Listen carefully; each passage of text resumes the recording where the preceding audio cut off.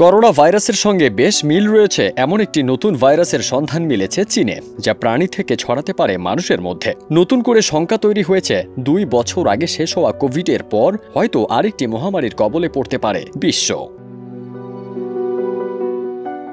সংবাদ মাধ্যম south China morning post জানায়, নতুন এই ভাইরাসটি উহান ইনস্টিটিউট অব ভাইরোলজির ভাইরাস বিশেষজ্ঞদের মধ্যে একটি দল শি ঝেংলির নেতৃত্বে আবিষ্কার করেছে।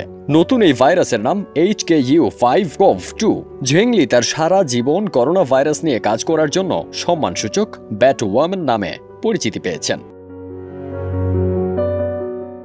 করোনা ভাইরাসের নতুন এই স্ট্রেনটি বাদুড়ের মধ্যে পেয়েছেন তারা। বিস্তারিত তথ্য দিয়ে প্রকাশিত এ সংক্রান্ত একটি বৈজ্ঞানিক জার্নালে ঝেংলি লেখেন, চীনা গবেষকরা HKU5CoV2 ভাইরাস আবিষ্কার করেছেন, যা SARS-CoV-2 বা করোনা ভাইরাসের মতো AC2 রিসেপ্টর ব্যবহার করে মানবকোষে প্রবেশ করে। মারবিক ভাইরাস পরিবারের এই জীবাণুটি মিঙ্ক ও প্যাঙ্গুলিনের মাধ্যমে বাদুড় থেকে মানুষের মধ্যে ছড়িয়েছে। তবে সংক্রামকবিদ শি ঝেংলি জানান, এই ভাইরাসে মানুষের আক্রান্ত হওয়ার ঝুঁকি অনেক বেশি। এর আগে কোভিড-19 ভাইরাসটিও উহান ইনস্টিটিউটের একটি ল্যাব লিক হয়ে বেরিয়েছিল বলে ধারণা করা হয়, যদিও চীন বারবারই তা অস্বীকার করেছে।